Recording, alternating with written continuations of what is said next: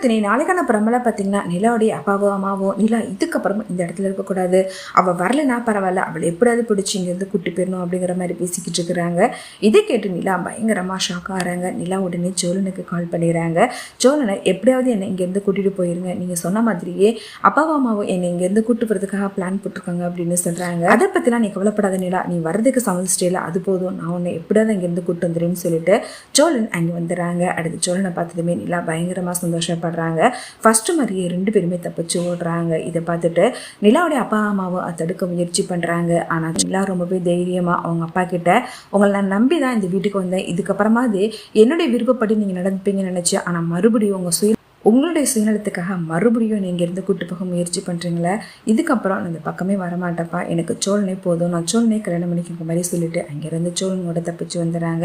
இதை பார்த்துட்டு அவங்க அம்மாவும் அப்பாவும் பயங்கரமாக ஷாக் ஆகி ஃபீல் பண்ணுறாங்க. இதுக்கப்புறமா அது நிலா நம்ம கூட இருப்பான்னு நினச்சி, ஆனால் ஒரே திடீர்னு நம்ம விட்டு போகிறேன்னு சொல்லிட்டு இது மாதிரி பண்ணுறாளேன்னு சொல்லிட்டு பயங்கரமாக டென்ஷன் ஆகிறாங்க. அடுத்து சோழன் பயங்கரமாக சந்தோஷமாக நிலாவை, இதுக்கப்புறம் நீங்கள் எங்கே கவலைப்படுறீங்க, நீங்கள் எங்கள் கூடயே இருக்கலாம் அப்படின்னு சொல்லிட்டு தன்னுடைய வீட்டுக்கு கூட்டிகிட்டு போகிறாங்க. சோழன் நிலா கூட வந்து நின்றதை பார்த்துட்டு வீட்டில் உள்ளவங்க எல்லாரும் பயங்கரமாக சந்தோஷப்படுறாங்க. எப்படா நிலாவை கூட்டு வந்தேன்னு சொல்லிட்டு கேட்குறாங்க. சோழனும் நடந்த விஷயத்தை பற்றி சொல்கிறாங்க. அதுக்கு சேரணும், ஆமாப்பா ஏன் மேலே தான் தப்பு, நான் மட்டும் அந்த உண்மையை சொல்லாமல் இருந்ததுன்னா இவ்வளோ தூரம் பிரச்சனை இருக்காது, எல்லாரும் மன்னிச்சிட்டிங்கன்னு சொல்கிறாங்க. இதை கேட்டு சோழன் பயங்கரமாக ஷாக் ஆகிறாங்க. இந்த பிரச்சனைக்கும் காரணம் நீ தானே, நான் பரவாயில்ல, இந்த ஒரு விஷயத்தில் நல்லது நடந்திருக்கு, நீ உண்மையை சொன்னதுனால தான் நிலா அவங்கள பற்றி புரிஞ்சுக்கிட்டு திரும்பவும் நம்ம கூட வந்துட்டானா, இதுக்கப்புறம் நிலா இங்கே தான் இருக்க போகிறா அப்படின்னு சொல்கிறாங்க. இதை கேட்டு சேரன் பாண்டியன் எல்லாருமே ரொம்பவே சந்தோஷப்படுறாங்க. பல்லவன் நிலா கிட்ட இனிமேல் எவ்வளோ பிரச்சனை வந்தாலும் தயவுசெய்து நீ எங்கள் வீட்டு விட்டு மட்டும் போயிடாதீங்க, இங்கே இருங்க நீ அப்படின்னு சொல்கிறாங்க.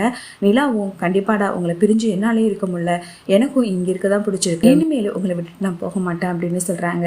சோழன் மனசுக்குள்ள சந்தோஷப்படுறாங்க. நிலா மறுபடியும் தன் கூட சேர்ந்துட்டாங்க.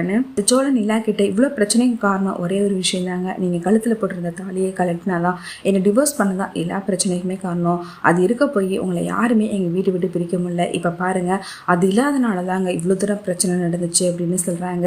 நிலாவும் மனசுக்குள்ளே யோசிக்கிறாங்க. அது ஒன்றும் பிரச்சனை இல்லை, அது நான் பார்த்துக்கிறேங்க மாதிரி சொல்லி சமாளிக்கிறாங்க. வானதி பாண்டியன்கிட்ட வந்து மறுபடியும் சண்டை போடுறாங்க. ஒருத்தி இவ்வளோ நாளாச்சு நான் கால் பண்ணவே இல்லை, என்னன்னு கூட என்னை கேட்க மாட்டியா, எதுக்காக நீ இது மாதிரிலாம் நடந்துக்கிற, உன்னை போய்ட்டு நான் அலோவ் பண்ணதை நினச்சி ரொம்ப வேதனையாக இருக்குது அப்படிங்கிற மாதிரி சண்டை போடுறாங்க. பாண்டியனும் இப்போ கூட ஒன்றும் இல்லை, உனக்கு பிடிக்கலாம் தயவு செய்து போய்கிட்டே இரு, உனக்கு பிடிச்சனை பற்றி கல்யாணம் பண்ணிக்கோ, உண்மையாக சொல்கிறாங்க, எனக்கும் உனக்கு செட் ஆகும் தான் நானும் நினைக்கிறேன் அப்படின்னு சொல்கிறாங்க. உன்னுடைய படிப்புக்கு தகுந்த மாதிரி நல்லா படித்த பையனா ரொம்ப மாடலாக இருக்கிற பையனை பார்த்து நீ கல்யாணம் பண்ணிக்கோ, நான் எப்போவுமே இது மாதிரி அழுக்காக தான் இருப்பேன், உனக்கு பிடிக்கலனா ஒரு பிரச்சனையும் இல்லை, உனக்கு பிடிச்ச மாதிரி கல்யாணம் பண்ணிக்கிற மாதிரி சொல்கிறாங்க. வானதி என்ன லவ் பண்ணிவிட்டு எப்படி அவனால் இது மாதிரிலாம் பேச முடியுதுன்னு சொல்லிட்டு ஒரு பக்கம் கோவப்படுறாங்க. உனக்கு பிடிச்ச மாதிரிலாம் என்னால் மாற்றிக்க முடியாது வானதி, நான் எப்போவுமே இப்படி தான் இருப்பேன், நான் மட்டும் என்னை கல்யாணம் பண்ணிக்கோ அப்படின்னு சொல்கிறாங்க. வானதி அதை கேட்டு பயங்கரமாக டென்ஷன் ஆகிறாங்க. அப்போ கூட உன்னை மாற்றிக்கணும்னு யோசிக்க மாட்டேங்கல, இப்படியே தான் இருப்பேன்னு சொல்லிட்டு முடிவு பண்ணுறேன், பாண்டி எனக்கு உங்ககிட்ட கொஞ்சம் கூட பிடிக்கவே இல்லைங்கிற மாதிரி கோவப்படுறாங்க.